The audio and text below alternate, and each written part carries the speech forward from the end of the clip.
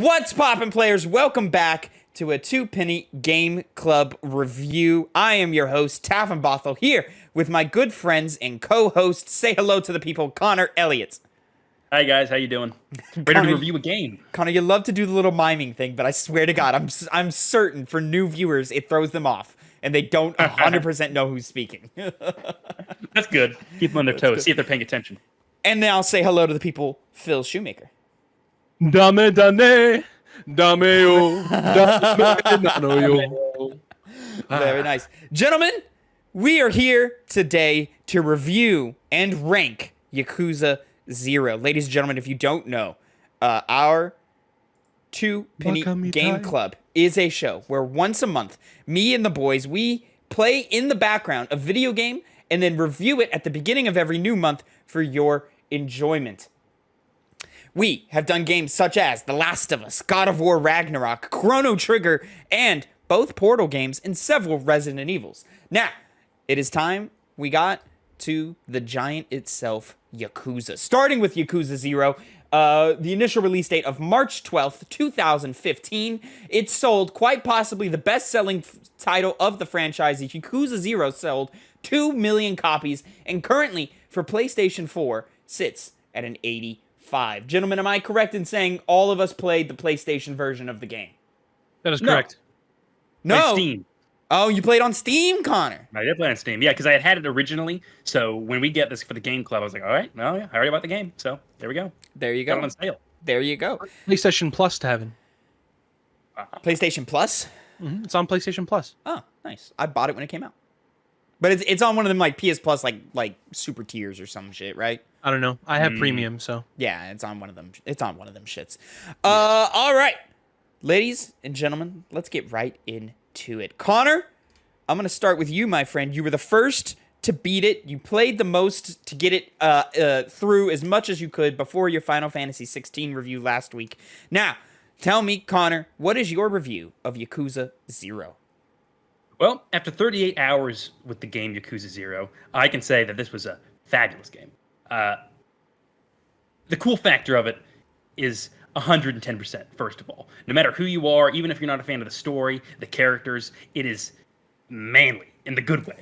And that is mainly because of the characters. There's a dual storyline that goes on during this game that's juggled with very well. The two main characters, Kiryu, Majima, both have interesting backstories, interesting character motivations and character traits, as well as everyone else does in this game, because it's very much a story-focused game. The gameplay is very fun. It's got a variety of different modes that you can do with each character to switch up gameplay, and has a little bit for everyone, for whoever might be playing this game. But the big thing is the story. All of the characters in it are multifaceted, from the main characters to the villains to the allies of the main characters. They all seem like actual human beings, which very much comes into play with this story, which is ridiculous, but ridiculous in a more grounded way. Not grounded in real life, but as far as video games go. And it has so many twists and turns to where you're always looking for that next bit. And with the dual storyline that's going on, it constantly leaves you with one character story unfinished and goes to the other one, leaving you just to say, oh, I really want to see how Majima's story goes on. But then Kiryu starts up again, and then by the time his parts are done, you say, oh, I want to go back to Kiryu again. But then you go back to Majima, and you're reminded once again of all the crazy stuff that's going on then. And also it has recaps as well, so there's really no chance at all you have of not knowing what's going on, because the story does get pretty ridiculous. But as I said before, it's ridiculous in like a good way, in a way that you're just like, oh, how did I not see that plot point come up? Cool. And then it just builds off from there. It also has some amazing side quests, sub-stories as they're called, that, they're like individual stories. They're not fetch quests. They're not generic, go and complete this, boring task and you get a reward for it. The rewards are included into it. It's more focused on the actual sub-stories that are going on rather than, anything you might get from a gameplay perspective. I love this game, and it's one of those ones that even after you're done, you can get a lot of enjoyment out of. You have an adventure mode that you can go around to do those sub-stories, do all of the activities that are located in the places that you are in Japan, which can range from karaoke, go from bowling. You can go out and have yourself a bite to eat. You can go and watch videos. It's very fun. And I loved my time with Yakuza 0.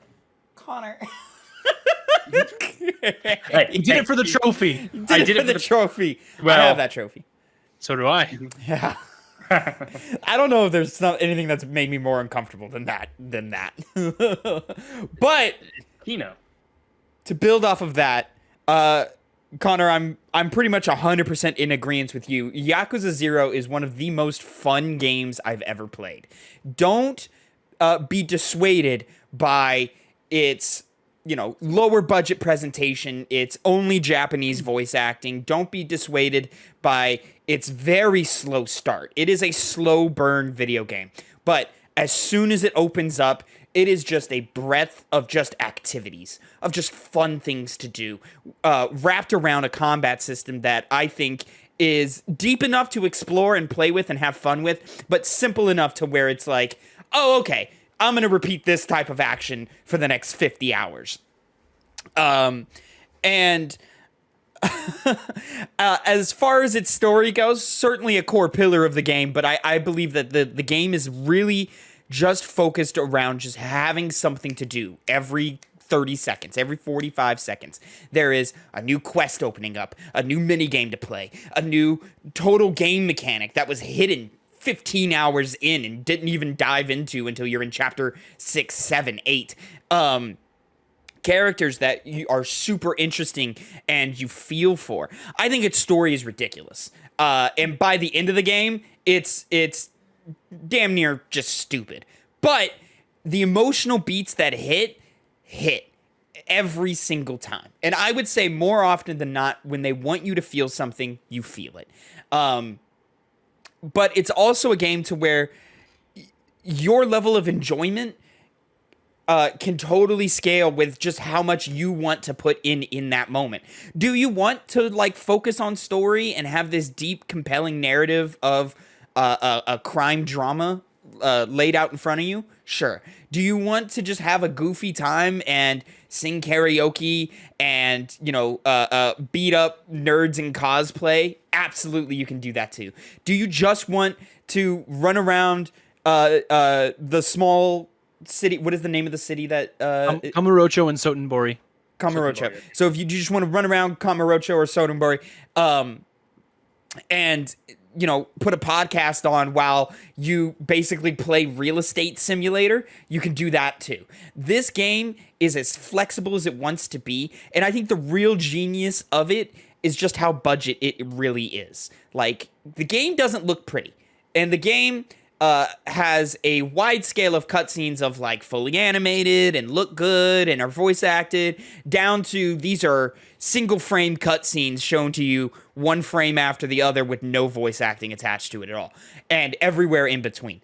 But the beauty of that is they are able to just jam pack this game full of content. Hundreds of hours of content in the one game, and the main story only takes about 30. I sunk over 50 just running around doing all the side stuff, which was just as engaging, just as fun, just as entertaining as the main narrative is. Yakuza 0, I think, is just one of the most fun games I've ever played, even though its budget restricts it from being one of the best games ever. Phil. Yakuza 0 is an open-world beat-em-up game wherein you play as protagonist Kazuma Kiryu and Goru Majima as they run around the cities of Kamurocho and Sotenbori, respectively. It is an insanely fun time. This game is jam-packed with satisfying combat, ridiculous heat moves, which are specialty moves you can get from picking up stuff in your surroundings and hitting enemies with. Interesting other gameplay mechanics, such as karaoke if you want to play a rhythm game, or even a disco where you can go around and dance. You can also, like Tavin said, do a real estate simulator, or open your own cabaret of pretty ladies in which to entertain little party-going men that want some entertainment. What a fantastic time this game is. The story is a roller coaster of it's just insane. It's just packaged insanity. Going through the city of Kamurocho as Kiryu, you're a Yakuza who is trying to clean up the streets and clear his name from being what's the word, framed for murder. And you have to figure out who framed you, and you run around and you find all these different characters, and you make all these friends, and you have your friend Nishikiyama, who runs around and does karaoke with you, and helps you fight sometimes, and he gives you tips on outfits. Mm-hmm. And just a lot of fun. There's a lot of really awesome bits in it, like there's all these sub stories that you go through, and there's stuff that, oh, if you spend enough time at karaoke, someone's be like, hey, you're pretty good at karaoke, but I'm better, and then they'll challenge you to a karaoke off, basically, or like a dance off if you're at the disco. There's those mechanics, those mini games I talked about before in the real estate and the cabaret. There's entire plot lines tied to just those two things. There's almost and there's bowling. Did you know that you can bowl in this game? That's insane. There's also I think billiards isn't in this one. That's a different game. Billiards is in this one. Is it? Yeah. Okay, I was thinking that was in Yakuza Kiwami. This game is insane, and I love it, and I had such a great time with it. To complete the story, I put in, I think, 35 hours. Hang on, let's see. I put it in chat the other day. 39 and a half hours. And I put in another maybe 8 or 9 since. And I'm still like 38% in the completion for the percentage of the completing the game. There's so much packed into this game. It's insane. I have to disagree with Tavin. I think the game looks great. I love the style it has. All of the voice acting is awesome. I love the to be clear, I think the style of the game is awesome, like the graphics and the animated parts of it. But I just think like quality of textures, it does not look good, and quality of character models, it does not look good. Like this is 2015. Okay. Compare that against like The Last of Us. Compare that against like Grand Theft Autos. If they're not a named character, especially if they're not a named character. Yeah, right. Also, if it's a named character, they're probably ripped. They have abs, they have so many muscles, they are fucking ripped to shit. It's insane how toned some of these older men are. It's ridiculous, and I love this game so much, and it's probably one of my new favorite games of all time. Very nice. Very exciting. Yeah, I had gone shopping with my girlfriend for some new clothes, some new summer wear this last week, and I just happened to have grabbed this shirt, and I was like, this is absolutely some Yakuza ass shit. So I was like, let me bling up on these motherfuckers real quick. I got the Gold Avengers watch going on. I got a nice. If you're listening to the podcast version on streaming services, you gotta go to the YouTube version and check out my drip, man, because I'm looking good. I mentioned before we started recording that Tavin's shirt is both as how I described it, and also amazing. It's very, very much Majima inspired, I would say. I love it. All right, I had a question to ask both of you. Out of the two main characters, who's your favorite? Both, you can separate it on gameplay and character-wise, or you can just bunch them up together if they're the same. Am I going first? I guess so, yeah. Yeah, sure. Phil, you go first. I went into this game, and I'm like, yeah, these characters are pretty cool. I like them a lot. And then I switched over. I was playing as Kiryu, and I was like, yeah, Kiryu's really cool. He's awesome. I like playing as him. Then I switched over to Majima. That guy's fucking nuts. He's really cool. Then I switched back to Kiryu, and I was like, okay, maybe I do like Kiryu better. And then we kept going back and forth between Kiryu and Majima. And in my head, it was bouncing back and forth like a game of tennis, Kiryu, Majima. Who do I like more? It's got to be Majima, man. It's got to be Majima. See, and I could not disagree more. I'm a Kiryu guy from stem to stern.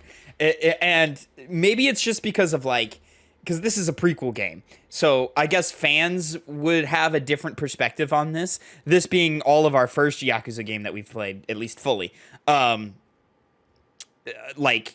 was in on Kiryu's story from the jump all the way to the end. I loved his arc. I love how he's he's a Yakuza and he's committing crimes and stuff, but he's just got this solid morality to him that is unwavering. He is the unmovable object, that an unstoppable force is trying to knock down, and he just refuses to go down. And I love that so much about him. Majima, I enjoyed his arc, but I felt that he was too stiff in the beginning, and there's a reason for that. And then too crazy at the end. I didn't feel like we had built an appropriate arc to get to those two different points. You say he's crazy, Phil. I don't know when he got crazy, but it was like just a switch that flipped, to talk about, to get into some spoiler talk. When Makoto gets shot near the end of the game, that's when he just flips and he just turns into a clown, like Joker level clown. And I was like, okay, this is interesting. I wasn't expecting this. And then by the time, the post credits come around and he puts on what I assume is his iconic look. And I was like, from the other games, yeah. I was like, all right, cool. Like, I kind of understand how we got here, but there wasn't enough like incremental steps along the way to justify getting here. I loved Kiryu the most character-wise, and his rush mode was my favorite like combat stance of the game, which we'll get into that later. But Connor, I want to hear about you and your favorites of characters. I'm in agreement with Tavin on this one. Kiryu was the man, the strong, silent type. As you said, the kindness of him in the Yakuza world makes him stand out in that regard. Though with Majima, the craziness aspect that I know comes more into play in the later games, which is that's how I've known Majima. Even though I haven't played those games either. Yeah, exactly. See, it's like, okay, this is what this guy's going to be like going forward. But despite that, Kiryu himself, like I said, that kindness that was in him makes him so contrasted from the rest of everybody else in the game, and also he just has the coolest moments. He's the guy who just, as you said, never gets beaten down, always gets back up if he does, and then he just keeps going forward until the plot's done, and he just beats everyone in his way. Not to mention his gameplay style, I also like the most. Whereas you liked the rush mode, I liked the beast mode. The picking up items around you. I did not like beast at all. Wide swings, I know you wouldn't, but he's able to do pretty big damage. Not the best against bosses. That's when I would go to Brawler, which I like the more simplistic way to just beat people up like that. But the beast mode was still my favorite overall. Being able to use your environment to take down your enemies.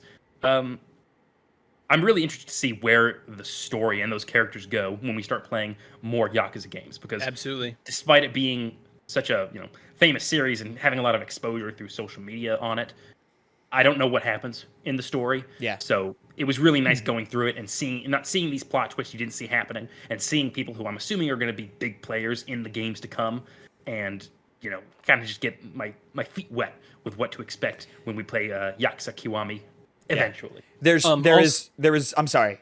Just to jump in on that, there is one thing I know happens in Kiwami in the first game.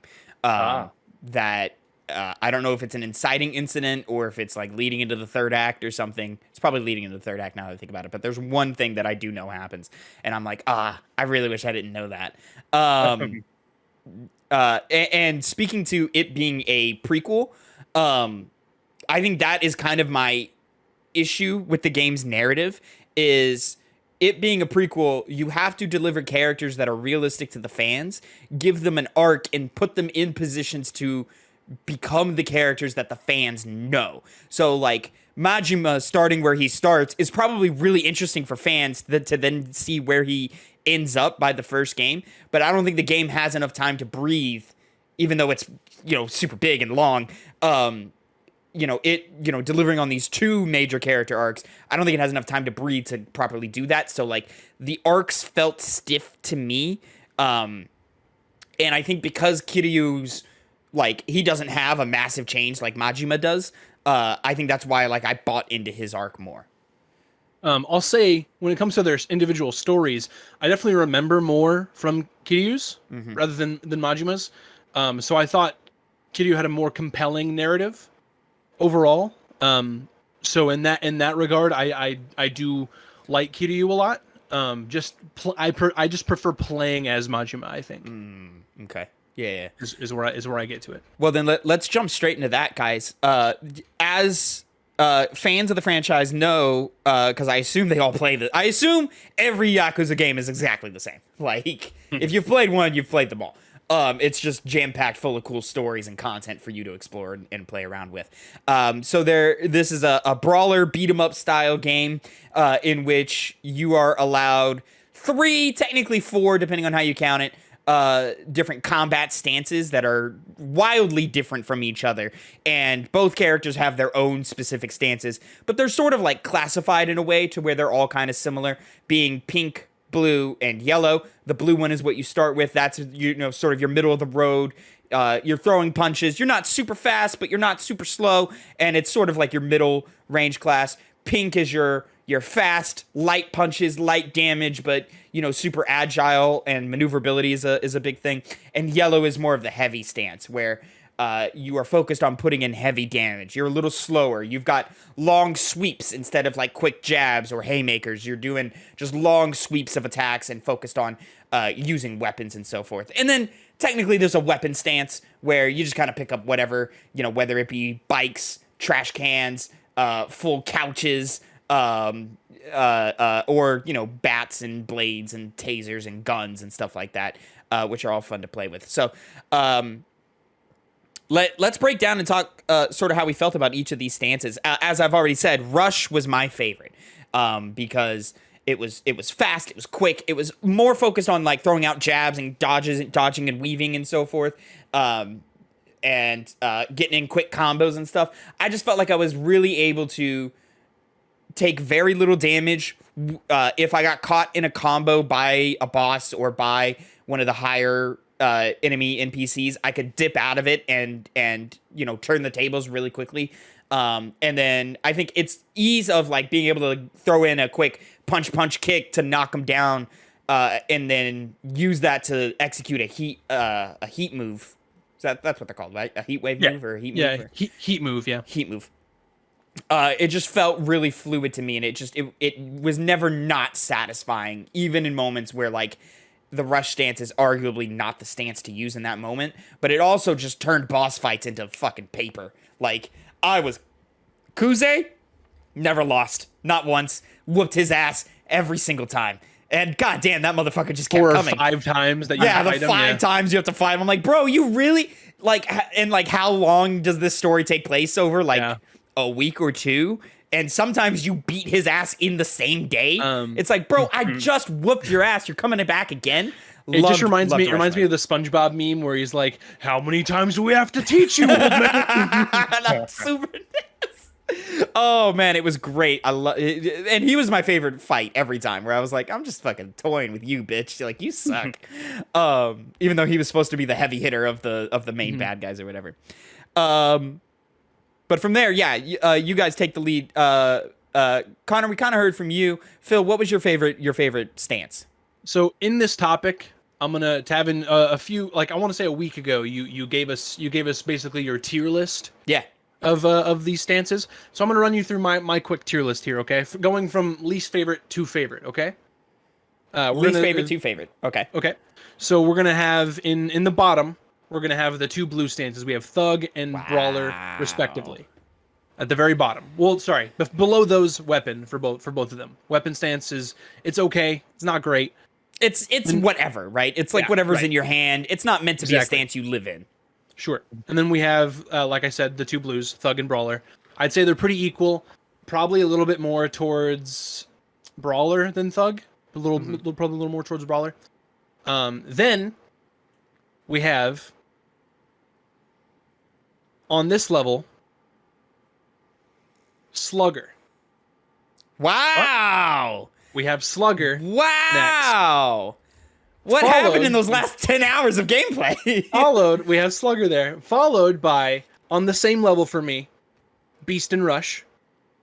Interesting. Okay. And at the very top, we have fucking Breaker, dude. Breaker is so fucking good. It is busted as fuck. It is busted. It's super busted.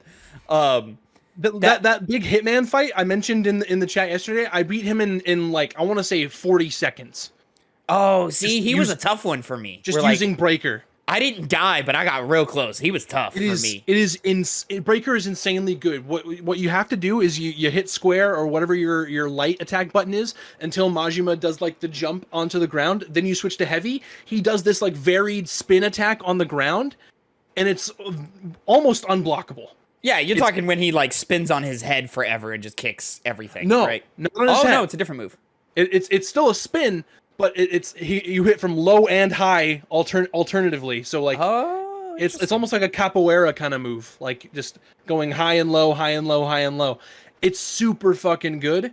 And then you like do like a freeze pose, and then you do another heavy, and it's like a really cool move to wherever an enemy is, and do like another little spin, like a kick to kind of pick him up off the ground, and then hit him again in the air.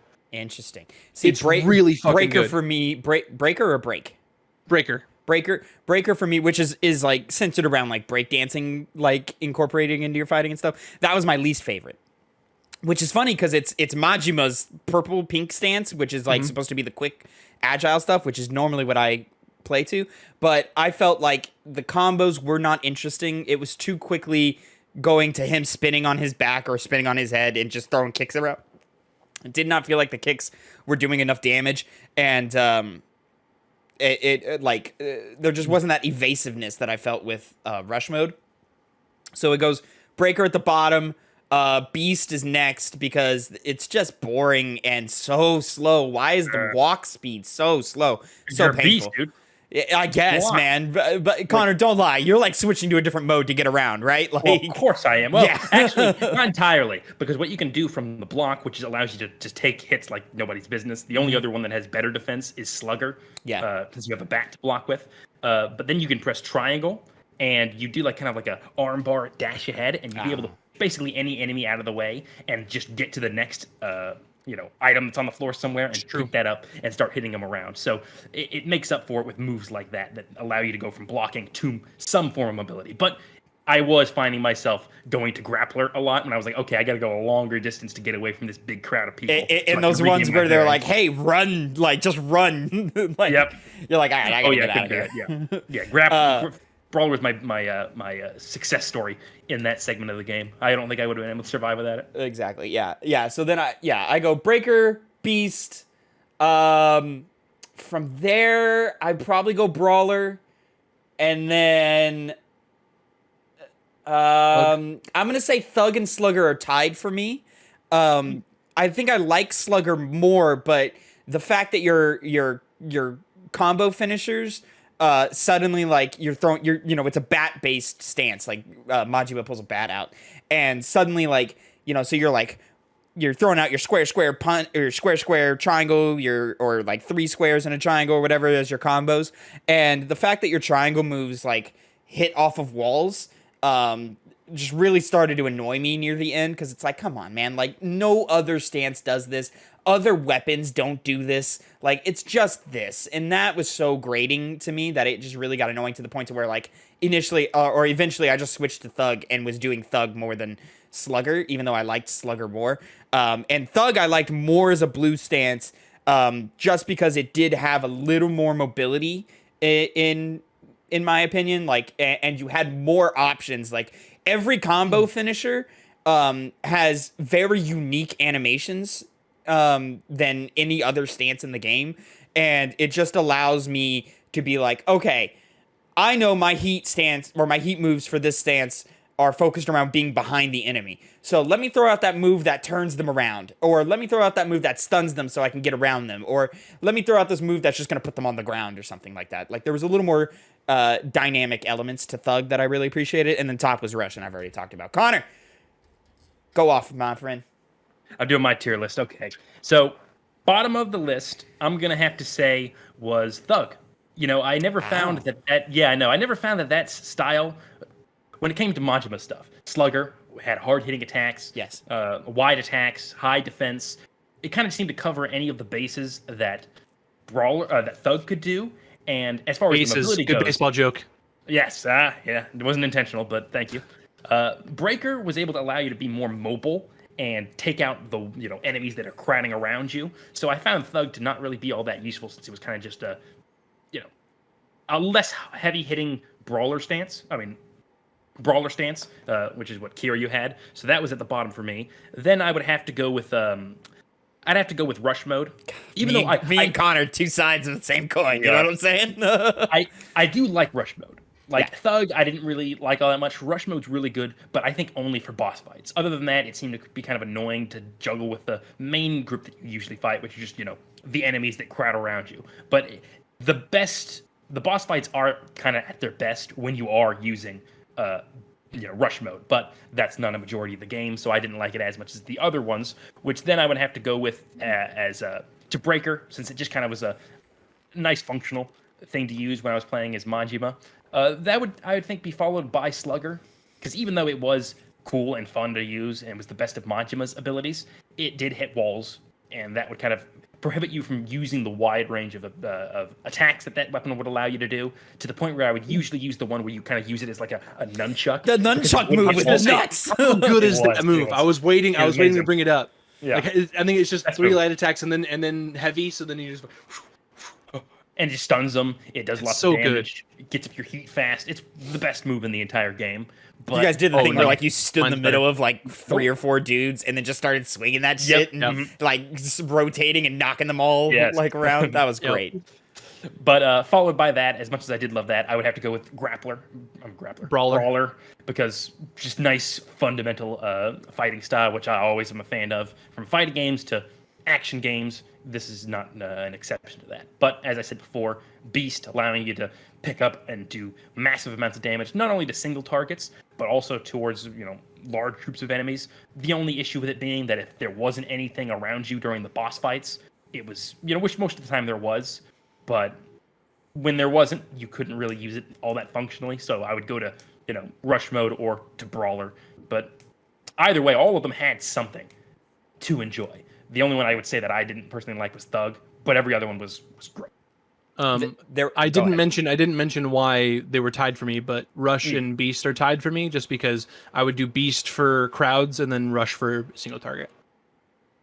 Yeah. Makes sense. Yeah. And that's generally like how to do it, even though I would use Rush with crowds as well, like just because I loved that mode so much. But there were specific instances of the game that I found myself, and this is why I think the game is like actually deeper than like you would even expect it to be in terms of combat systems, because there are specific moments where you're like, okay, this stance is not working. Like I am getting my ass beat, or just nothing's happening. Like both of us are just stagnant. Like health bars are not going anywhere.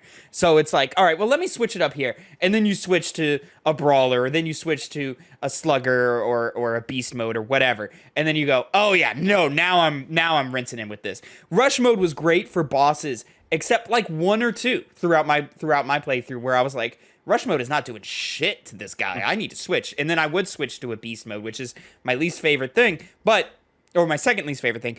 But it just fucking wasted the Electronic King, which is the second. I guess it's not technically the second, but it's the second one you're likely to fight in the real estate minigame, which the real estate in the Cabernet Club, you go against. I forget what they call them in the Cabernet, but in the real estate they're called Cabaret, it's the 5 stars. The 5 stars, yeah. In real estate, it's the 5 billionaires. So like you have an initial billionaire or star that you go up against, and then it opens up, and you get to kind of like pick your target. But just the way that the money system works, you're likely to go along the same trajectory as everybody else, but you don't have to if you don't want to. So the second boss in real estate is the Electronic King, and that guy's an asshole. Like, he was just really, really annoying and fast and had a great defense. So I had to switch off of Rush, which I used 9 out of 10 times with boss fights, and switch over to Beast. And then I just fucking rinsed him. And it was like, wow, okay, yeah, this game is deep mechanically. It's good stuff. It's such a great fucking game. Yeah, I'm in the middle of buying up. I'm getting money steadily so I can buy all of the Electronic King stuff. I've already done the Leisure King and all that. Right now, what I've been doing is I'm doing the Pocket Circuit Racers. I didn't play this at all. You didn't do any of that? I don't know who these people are that you're talking about. Like, I never saw them. It's like a whole little... It's at the very top left of the map. It's like a whole, like, little tiny car racer. Oh. Where you like build your own little car and you go on one of those. It's like, the classic game where like you have a little controller and then you hold it down hard to go fast and then you like slow it down around turns to go, and there's like loop to loops and all that. It's literally just that, and you like change up the tires, you change up the suspension, you change up all that stuff on your car, and it's way deeper than it should be, and it's surprisingly satisfying whenever you get the right combination of parts to beat this track and do it. Sort of the motto for the entire game is way deeper than it should be and surprisingly satisfying. Yes. It's just overall, this game just wowed me. Yeah. Like I was insanely surprised and kind of frustrated that I had never played these games before. Oh, yeah, for sure. I'm mad that I'm playing this now at 25 with a job and a girlfriend and a social life that I have to keep up with. If I was playing this at 13, 14, 15, 16, like somewhere around there in my early to mid teenage years, oh my God, dude, you would not get me to come out of my room. Like, this is so fucking dope. And it's funny because, like, Phil, you mentioned your completion rate. You did 39 hours, 39-ish hours. I did 55, and my completion rate was at like 28, 29%. God damn. And for yours to be in the 30s, that tells me that the completion rate is based off of the sub stories and, like, you know, completing the completion point list and stuff. What a strangely titled subsystem to be called completion points, but okay. But like, clearly that means that, like, you did much more of, like, the sub stories, like the actual side missions and side quests and stuff. I got the trophy for completing half of them today. Yeah. See, and, like, I was nowhere near that. I did, I don't know, maybe a dozen or so of those. But most of my time was spent on main story, of course, and the real estate and the Cabernet Club missions, which are huge time sinks. And just because, you know, you're a trophy guy too, Phil, I would caution you against 100%ing the game on this save file. You can if you want, but there's missable trophies. And there's a trophy for beating the game on New Game Plus. So I would urge you, stop what you're doing right now and just enter a New Game Plus and do a completion run from there. Makes sense. What I think I was going to do was do all the completion and then do New Game Plus on Legends mode. Yeah, yes, but my point is like, there are missable trophies that are tied into multi-layered quests. So to me, it doesn't make sense to complete everything as much as you can, but you've already missed some stuff, and then to go back and have to do step 1, step 2, step 3 of those things. But I don't think the sub stories are tied to any of those, is what I'm saying. There are a few. I've looked it up. There's a couple of missable trophies that are tied to, like, you just won't be able to complete your list because you've missed it, is my point. And there is a trophy for completing the list. Oh, you're okay. I see what you mean. You mean the so, like, sub story. List. I'm just gonna pull a random number. Sub story 52 is a missable quest. If you don't do it in the time allotted to you, you lose it. And then there's a trophy for complete the full list. That won't carry over in New Game Plus, so it's best to just stop now, new game, and then go from there. Damn it, but it's just so fun. It is a lot of fun, and it takes so long to get to that point. It's a slow game sometimes. Dude, for sure. I honestly tried to... There's, like, the Afro guy in Chapter 12, I think. He goes by so fucking fast. You have to kill the Yakuza guy with an Afro on, like with the gun, and you're in the car. When you're shooting people in the car? Yeah. In story mode? Oh, him? Oh, I got that one. Yeah, I know you have that one. And I saw him, I was like, oh, there he is, and I shot him, like, I felt like a bunch, but he just wouldn't die, and he just goes by so fucking fast. I don't know. I got it. Just nailed it. I have a complaint about that sequence and a critique about the story where, like, they make such a big emphasis, especially in, like, literally the last boss fight of, like, killing is a thing you have, like, crossing that you don't want to cross.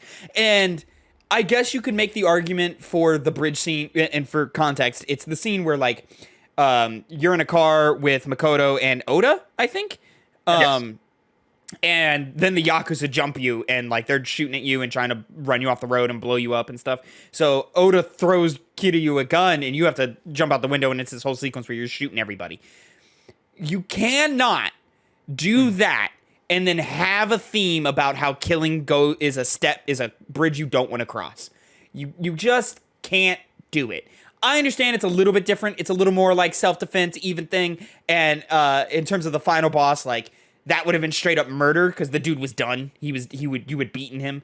But it's just like, dude, like you can't do that because it takes all of the weight out of that theme when you have a 15-minute sequence of you just gunning down dudes left and right.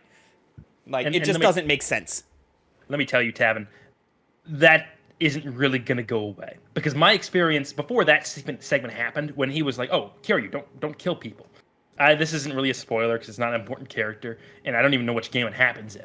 But there's a clip because this is kind of joked about amongst Yakuza fans, where someone tries to kill Kiryu with a submachine gun. So he grabs this random guy and uses him as a body shield. Bro! And he gets lit up. And later in games, I'm like, well... See, like, I get you're not killing him, but it seems to kind of defeat the point of what you're saying. So, yeah, it almost like it's like one of those things that's only done for gameplay, kind of goes against one of the main themes of the game. Yeah, it's weird. This pseudo-narrative dissonance that, like, you're just supposed to, like, check out and, like, only check back in when a cutscene is playing. But it's like, bro, like, I can ignore it for games like Uncharted, where, like, Nathan Drake is a mass murderer. But, you know... murder only matters in the cutscenes, or damage only matters in the cutscenes, like stuff like that. I can check out with that for Uncharted, but you made it such a core thing with Kiryu that it's like, hey man, this guy doesn't kill. Like from the jump, they're like, oh no man, this guy's honorable. He doesn't kill. He's a good guy. He's very kind and sweet, even though he is a Yakuza, so he constantly has to play with that edge. But as soon as I hit that bridge scene, I was like, all right, I guess we're just throwing that out the window. And I was like, also, it's weird that, like, he's killing people, but, like, it doesn't affect his character at all. And then they brought it back after that scene. And I was like, no, you can't do that now. It's over. I slaughtered 20 people. True. Fun set piece, though. Yeah, right. It was fun. It was fun. I liked it. God damn. What a game. It really is quite great. Connor, I want to have a conversation now. I know you didn't play too much because you were so focused on getting the story so you could get through Final Fantasy 16 for us, excuse me. But I want to have a conversation about some of our favorite sub-stories. Some of our favorite, just like little side quests and stuff that we were going on. Connor, I'll start with you, man, so since you have the least amount to pick from. Well, I'll go with 3 sub-stories, my 3 favorite ones. The first one was the Dominatrix training. Oh my god! Where did you guys play that one? Yeah. Where you had to, teach a woman how to be a dominatrix, even though Kiryu's not about that kind of stuff. He's not that kind of guy. I guess is kind of what he would say. He's super not. It's like that. What's that? The SNL Lonely Island guy. Andy Samberg. Andy Samberg with the not gay song from Never Stop Never Stopping. Yeah, but that one, a lot of these sub stories are very funny, and that was one of the more funny ones. I also was a big fan of the one where you helped make a movie, and you were expected to just kind of what these film terms are, right? And you're like, the show must go on. The show must go on. That's what it was called, and you just have to trick these guys into pretending that you're actually a big name producer. And did you nail that, by the way? I did. Every single one was right. Me too. And I didn't even know that stuff off the top of my. Of course, you did. I'll be honest. Those props, dude. They're using terminology I was not familiar with. It's very old terminology. Or they would use terminology that I am familiar with, but it would mean something slightly different, and I'd be like, I guess, yeah, sure. Yeah, that one was very funny, and the conclusion of it was just like all of a sudden very heartfelt. Like, don't worry, I knew who you were all along. And you have the makings of a great film producer, and it's just this ridiculous storyline that has a funny ending, but also supposed to be impactful emotionally. A little heartfelt. Really. Yeah. The other one I would say involves the son of the member of the Dojima family. Yep, that's another one that's good. And I did that one because I found out that actually is a spoiler alert, is a character later on. And I assumed he would be just because of the kind of focus that they put on him. It felt like a moment for fans of the franchise to be like, oh shit, him. Yeah, exactly. And they did a good job of establishing a sort of relationship, and it was a cute moment, him dealing with a kid, but still not compromising on who Kiryu is. Kiryu just overall, I think, had the best sub stories from the ones that I played, the most memorable ones.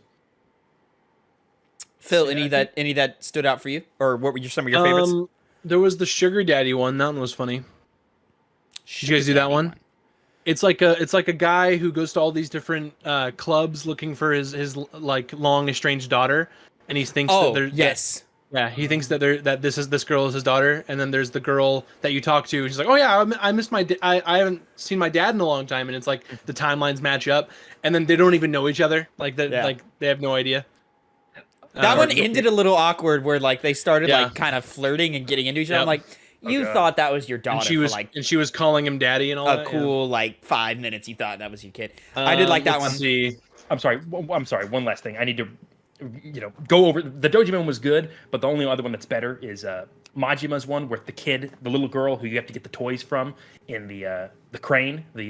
Yes, that one's good. There's a little girl who you have to help out getting the toys and those claw grabbing machines, and it just leads to a nice, heartfelt, solution to a pretty sad situation. What's really funny? What's really funny is when you do all of those, you recruit her mom for the cabaret. Oh my god, I didn't even know that. Well, that makes, I guess, money. It's like all of these things that maybe it's a Western culture thing or an American culture thing, where like it's like, oh, we're providing you opportunity and a job, and this is cool. And I'm like, it's like morally gray, right? And they're like, no, not at all. And I'm like, okay, all right, sure. One more. Oh, the second part to The Show Must Go On with the director guy, and there's you basically meet his name's Miracle Johnson, but it's supposed to be Michael Jackson. Yeah. And you have to do like basically the Thriller video. Where it's a shameless Michael Jackson too. he moonwalks from one end to like a big, I think it's Tenkaichi Street, from like one big street to the very other end, and you have to defend him from zombies. And then there's I think he's supposed to be Steven Spielberg is the guy that's directing, but they don't call him that. I think it's like Steven Spine something. Something like that, yeah. But like it's like they even like name like E.T. or like a parody name of E.T. and Jurassic Park and stuff like that, and you're like, ha ha ha ha. Maybe even Indiana Jones got mentioned at some point. I like for those of the ones I played, I loved all of those. I did the Miracle Johnson was a highlight for me. The one, and it was an early one that I did, that kind of set the standard for me in terms of sub stories that I was like, oh, okay, these are great. Is the hit new video game is out, and you got to help the kid. RQ3. Yeah. And there's a kid standing in line. He goes, "Hey man, I'm the last one who's gonna get it. They already told you. Sorry, you're too late." And you go, "What? What are you talking about?" And he explains that, oh, it's this hit game that everybody's talking about. And then you leave and you come back and he goes, "Man, I got my copy. But this high school kid just bullied me and stole it from me." So then you go and you chase the high school kid down, and right as you get up, you see like a street thug run off. So you beat up the high school kid, and the high school kid's like, "Why are you beating me up? That guy took it." So then you go and you chase down the street thug, you beat him up, and he goes, "Why are you beating me up? The Yakuza took it." And you go and you chase down the Yakuza. It's like a low level Yakuza, and then it becomes like a higher level Yakuza. Yeah. And eventually it leads to you beat this guy up. He goes, "All right, fine. Here's the game back. I was gonna get it from my son because we're like kind of estranged because his mom and I are separated and stuff like that." And you go, "Oh wait, shit!" And then the kid runs up and goes, "Dad, what are you doing here?" And you very quickly are like, and this spoke to Kiryu's character to me, where he immediately, without missing a beat, goes, "Oh yeah, this is your dad. He just helped me beat up the thug who stole your game. Here's your game back. Your dad helped me." And it like becomes this great bonding moment. I'm like, fuck, this is good. That's a good one. Hear you, man. There was one for Majima that I also thought was funny, where if you go to the park where you learn like the extra thug moves from like the trainer guy, and there's the bathroom bit, and you like write messages on the bathroom wall. There's like, it's like, want a fun time or whatever, do whatever, respond here, and then you respond, and you like, and then there's a response underneath your response, and it's like, oh, what do you like, or like, what do you look like? It's like, oh, I wear a suit to work or whatever. And then there's another response after that, and it's like, oh, I like that, meet me here. And then it turns out there was people that were trying to trick you and like mug you for whoever like showed up. God. And then it's revealed after you beat those guys up. It's like, oh, I'm sorry, we won't do that. There's an actual girl that was like, oh yeah, I was supposed to meet this guy here, but he's not here. That's and then fucking Majima awesome. never meets her. Damn. I also the buying the kid the porno mag. Yes, dude, that one was hilarious. That one was funny. I liked that one as well. And like it was just the thing where like you didn't want anyone to see you, so like you just didn't want to get embarrassed for like buying this thing from the vending machine. So like you're your assistant from the real estate thing, and then there's two ladies that are in the street, and there's two people in the alleyway that just got on break. Yeah. So fucking funny. How did you guys feel about the money system in the game? It was How, interesting. It's kind of sort of a catch-all for everything. You use it obviously to like buy items that you need for quests, and also buy like health and stamina items, or buy just cool like little collectible things or whatever. But then they also use it to acquire abilities, and those abilities very quickly like increase in price dramatically, where it starts, it's like, oh, 1,000, 10,000, whatever. And then eventually it's like, oh, you need $4 million to get this ability. 300. Yeah. Goes up. Yeah, exactly. Yeah. It goes from like 2 million to like 15 million, and then all of a sudden it's 100 million. It's fucking crazy. Yeah. I like it how it is. It feels like I feel like I could have used a secondary currency for abilities or something like that. But I didn't need it.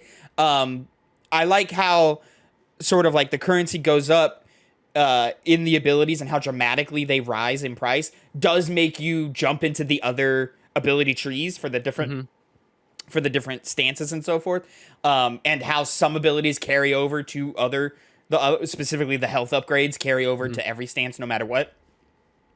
Sort of gives you a good reason to jump around the skill trees and actually keep, even when you have discovered your favorites, you're still jumping around and being like, oh, but I do like this. Oh, but this move seems cool. Let me buy that move and check it out and see if I like the stance better now that I have that move. And you go and you check it out and you go, oh, actually this fixed all my problems, or no, this is actually still not working for me, etc., etc. I liked sort of the pace of that.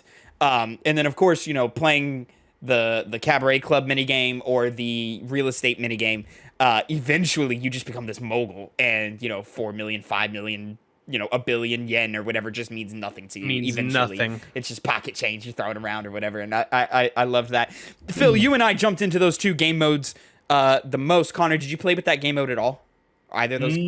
I did the Cabaret once, Okay. and I bought some property in the real estate, but I didn't dive into it. Fortunately, I was strapped for time in that regard. Yeah. I wanted to do sub-stories in the main campaign.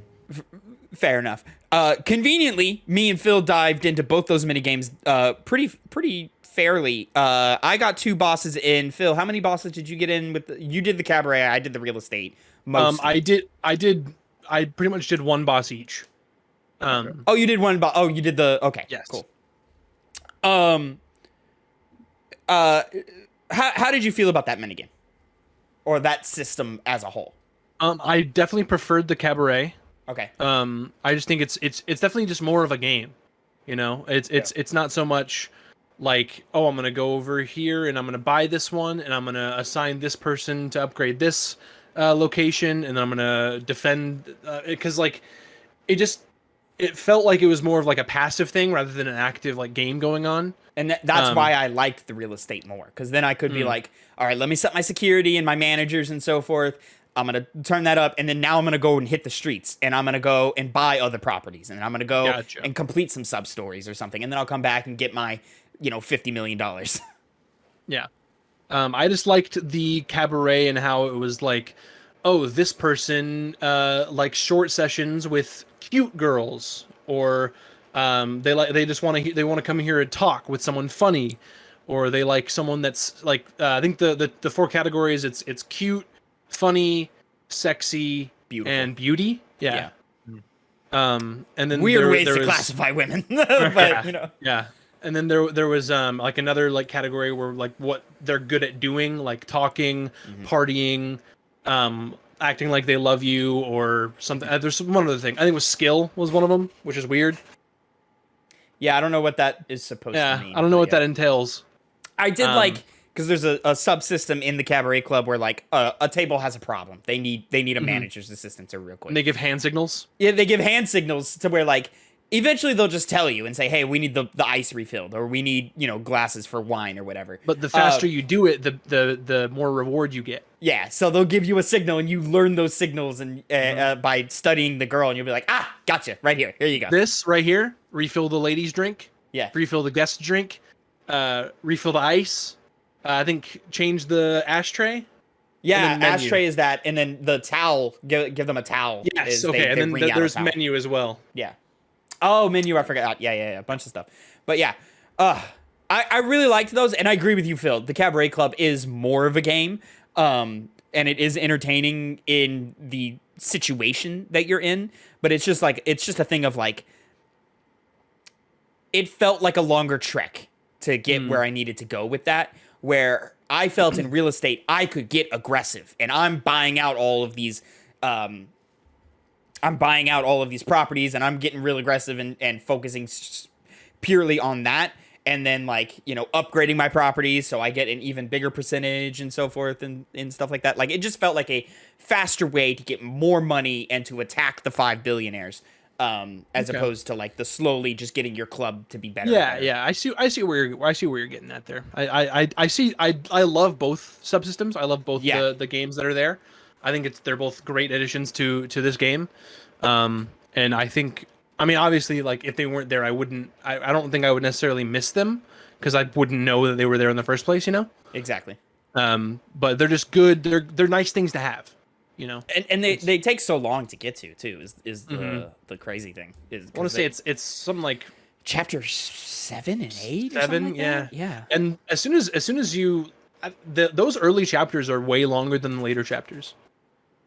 I felt that as well. Where like once I started hitting double digits, like they started going at a fast pace. Yeah. Yes. Epic final chapter. Oh my god! Yeah. Well, gentlemen, I think that will do it. Shout out to Horror Fun in the chat saying, hey, how are you? We're good, thank you. We're reviewing some Yakuza 0 right now. We're just wrapping up. We're about to place it on our list. About to place it on our list. Now let me open this up real quick just so that I can make sure it's all good. Yes, here we go. So, ladies and gentlemen, if you don't know, every game we play in the Game Club, which is our monthly video game book club, we rank it amongst all the other games we reviewed so far. So far, as of right now, there are 13 games on the list. Number 13, Donkey Kong Country Tropical Freeze. Number 12, Batman Arkham Asylum. Number 11, Uncharted Drake's Fortune. Number 10, Halo Combat Evolved. Number 9, Resident Evil 4. Number 8, Portal. Number 7, Resident Evil. Number 6, Chrono Trigger. Number 5, Dishonored. Number 4, Portal 2. Number 3, Hades. Number 2, The Last of Us. And number 1, God of War Ragnarok. Gentlemen, this is possibly the most conflicted that I've personally been on a ranking here, where I have a spot where I would like to put it, but there are a game or two that are ranked lower than I would personally like them to be, that I would personally put above Yakuza 0 here. So now it's a matter of, do I put it above the games that I want to put it above, or do I put it below the games that I wish were higher?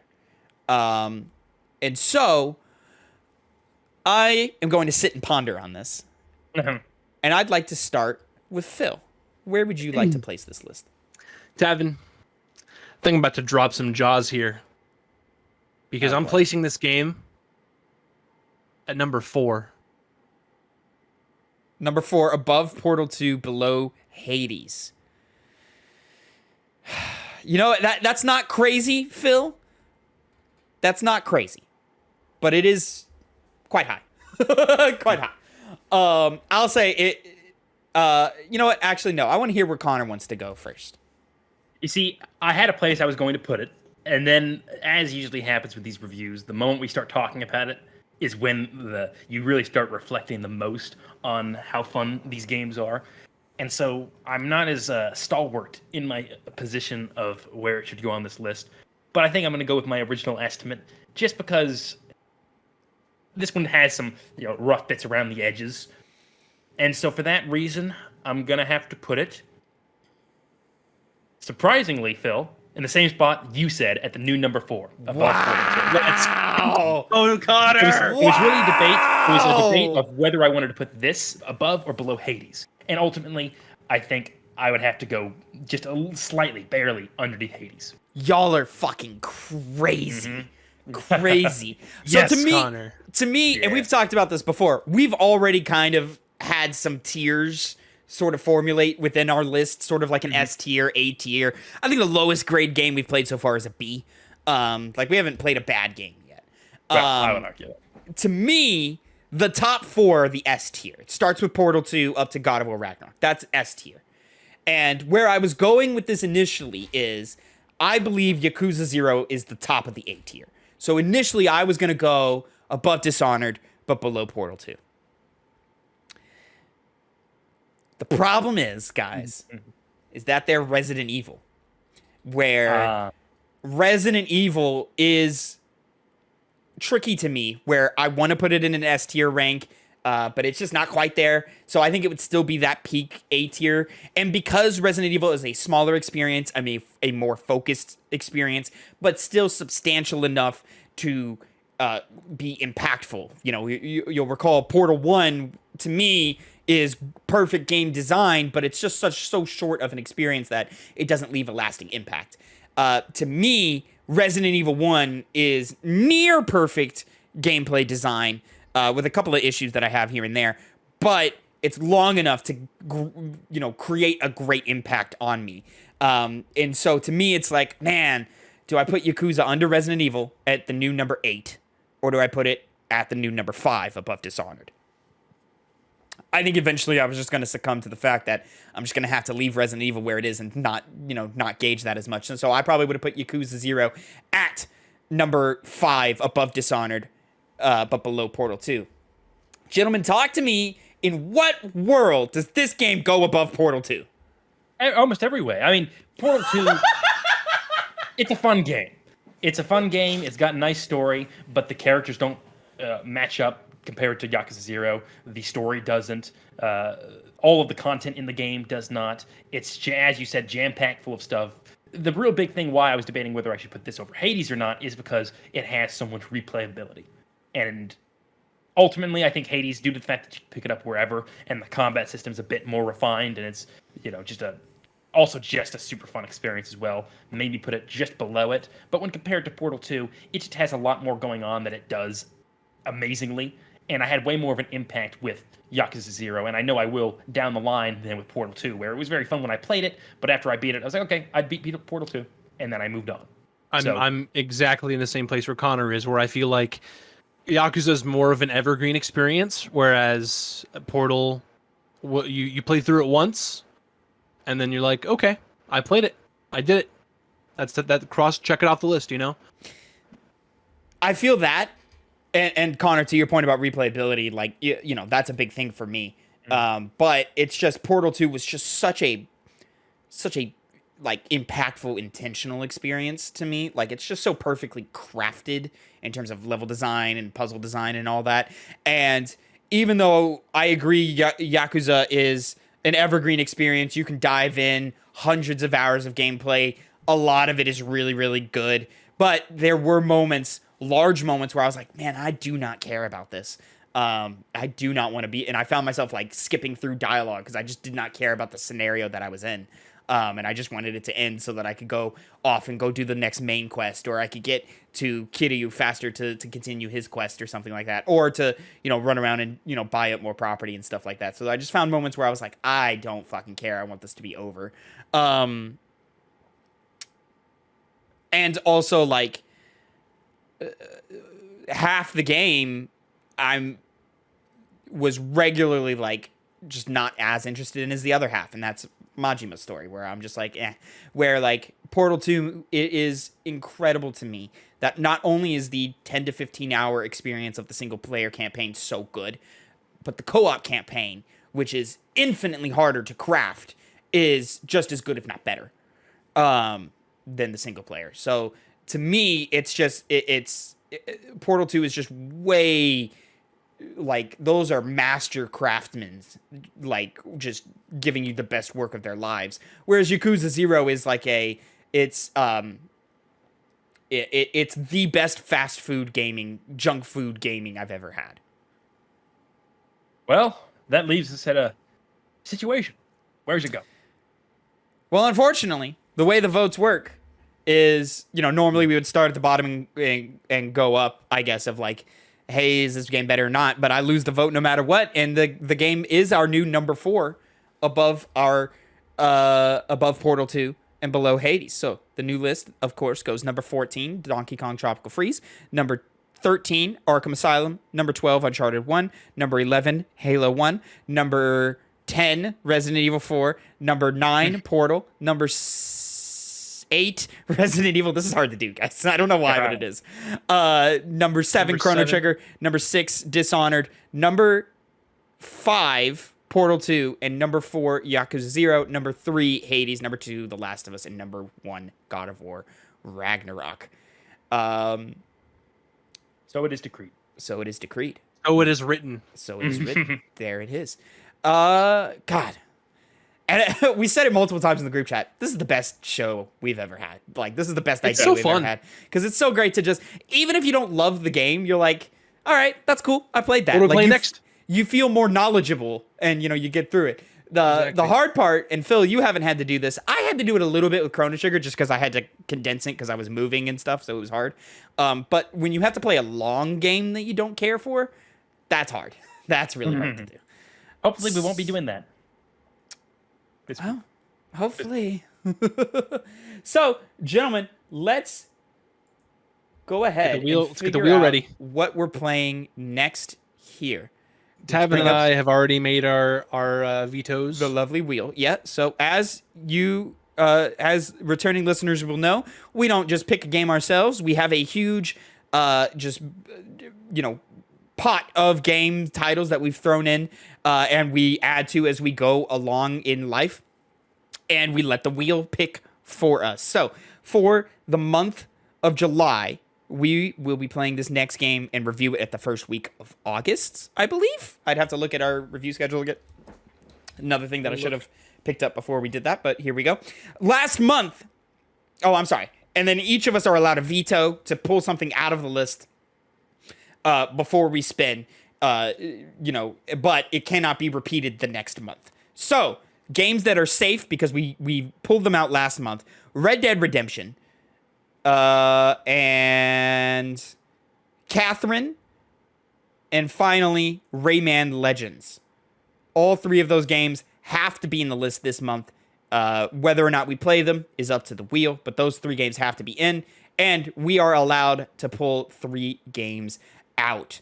I'm going to start with mine being Legend of Zelda Breath of the Wild. I believe this is the second time I've pulled this game out of the rotation. I recently played it and reviewed it in 2023. I'm quietly working on Tears of the Kingdom right now. I don't know if there's going to be a video for that or not, but we'll find out in the future. But it's just too much right now. I can't do a Breath of the Wild right now. Fair enough. Phil, remind me of the game you selected. I said Alien Isolation because I'm not trying to shit my pants. Big baby, cry baby, bitch boy Phil said Alien Isolation is to be taken out of the list for the month of July. Connor, do you have a game for us this month? What are we looking to take out, if you want to take one out at all? Yeah, I do. I was gonna do Breath of the Wild since I want to minimize the long game experience for this month, just because we just did that. So We just did that. Yeah. Granted, not a lot of big games to come out this month, so yeah, maybe it is the month to play a big game. It maybe is. So this is one I do not want to play. I really just don't. And Tavin, I'm sorry, it's Death Stranding. I do not want to play Death Stranding. Death Stranding is going to be the game that's going to be most picked to come out of the list by the time it comes out. That's probably true. Okay, one other thing, guys. Yes, sir. Persona 3 is on this list. Do we want to kind of do the thing we were doing in Metal Gear Solid, where if we do end up rolling on it, we wait for the remake to come out? For the remake, I'm into that. Early next year. That'd be a lot longer off, but still, it'd be easier for everyone to do. Because right now, how do you play Persona 3? You have to emulate it, I'm guessing. Probably. No, it's out on modern consoles. Oh, you're right. It is, but I still would. I think I would want to wait for the remake. When does the remake come out? Early 2024. That's why it's a pretty good. Because my thing, for those who don't know, Metal Gear Solid, if it gets selected in the list, we are going to wait until the remasters come out in October. And honestly, that's such a short game that we could probably beat it when it comes out and have that be our October game to be reviewed at the beginning of November. Persona 3, if the release date is a little more ambiguous, and because it's such a big fucking game, and I believe early next year is busy as well. Like that one, I think changes things. Like I think Metal Gear works because it's so small, and you can apply that to any month. Yeah, I thought it had a release date, but it does not. Yeah, and it not having a release date, it's just like, all right, well then let's just play the one that's out now. Isn't Persona 4 also on this list though? No. Did you want me to do that then? We have a For placing tentative that? rule that happened several episodes in where we're gonna go as much as we can in release order or in an order that makes the most sense. We did Yakuza 0 first because most Yakuza games kind of play the same, so, you know, and it's the same map every time, so it's like, all right, well, let's get the beginning of the story and progress from there. Well, As opposed to, like, Metal Gear, like, you can't do chronological order because it's just a mess of game titles. It just makes sense to go in order. Resident Evil, it's like, do you play the originals or the remakes? Let's just go in release order. So. Then we'll ignore that rule. We might not even roll up on it since there's so many other games on this list. There's so many other games. 96 games currently in the list. I was gonna say, it's a 1 in 96 chance. 93 of them currently in the list for selection. 1 in 93 chance. Yeah. Real quick, did you take out Portal 2? I see it right there. You are correct. Portal 2, get out of here. Oh, shit. Get out of here. Get out of here. All right, so 95, 92 games available for selection. So, let's get it done, boys. Let's find out, guys. You can see the screen, right? I can. Here we go. There's always a little bit of nervousness about what's going to be and it's because the wheel spin takes so long, too. That's what drives me crazy. And what is it, guys? Oh, please be something manageable, because I hope it's near. I'm trying to get through my backlog. Oh, shit. Shadow of the Oh, Colossus. shit. Okay. What's funny, It was right there. Final know. Fantasy VII was right fucking there. Oh, no. I was looking at something else. Oh, Get rid of Vampire that. the It was Masquerade close. Bloodlines. That's Right hilarious. next to it. Look at how close Oh, it was. shit. Look how close it was. It's I'm gonna be a little was it angry closer right to there. that, or was It's it closer like- to... They're Hit so done real small. quick. It's Hit done. Clicked in. It's Done. like right there. It's right there. See Oh, it? man, it is right there. It was Oh, stuck man. right between Final Fantasy VI and Vampire the Masquerade Bloodlines. Oh, that's Well, Final Fantasy VI. I thought it was 7. Okay. Never played this game, and I've been wanting 7 to. is next So, to Masquerade Bloodlines. You haven't played Shadow of the Colossus, Connor. I've seen it played. I have not actually played it. What's interesting is I was actually listening I'm in the same to boat. an old Kind of right. Funny review of it, or re-review of it. They re-reviewed it in like 2020 or something like that. And just for funsies, because I was bored and had nothing else to listen to, I was listening to that. I've played it like 1.5 times. Of course, we'll probably just play the Blue Point remake since that's such a faithful recreation of it, and it kind of just makes sense to do that. Also, the most accessible version of the game. Gentlemen, I urge you. I believe in the remake they added like a game hints or like tip system in there. I urge you to turn that off. You don't have to, but I urge you to turn that off. But even more so, I severely urge you, don't look up guides. Don't look up things, because each of the colossi kind of function as their own little puzzle. And it's really satisfying when you figure it out on yourself, by yourself. So, Shadow of the Colossus is the game to be played through the month. That's an easy one. That makes me so happy. That's like maybe a 2-session sitting game, you know? Mm-hmm. It's just 9.5 hours long, which It's relatively short, right? Yeah. I would have said, between 10 to 15 hours, somewhere around there. So 9.5 makes sense to me. on sale as well. That's only matters to me. Yeah. So, ladies and gentlemen, we will be back with the Game Club video game book club review series next month in August. One of the first episodes to go live in August of the Two Penny Games cast will be our review episode for Shadow of the Colossus. Remember, you can get us at youtube.com/@2pennygames. The review goes live on Sunday after we finish recording at twitch.tv/2pennygames at around 4 p.m. Central Time. And It is attached to the Two Penny Gamescast, which goes live on Mondays at 8 a.m. Central, youtube.com/@2pennygames, or mainstream podcast services of your choice. Thank you so much for watching and listening. Until next time, have a great time. And gentlemen, say goodbye to the people. Bye. Adios.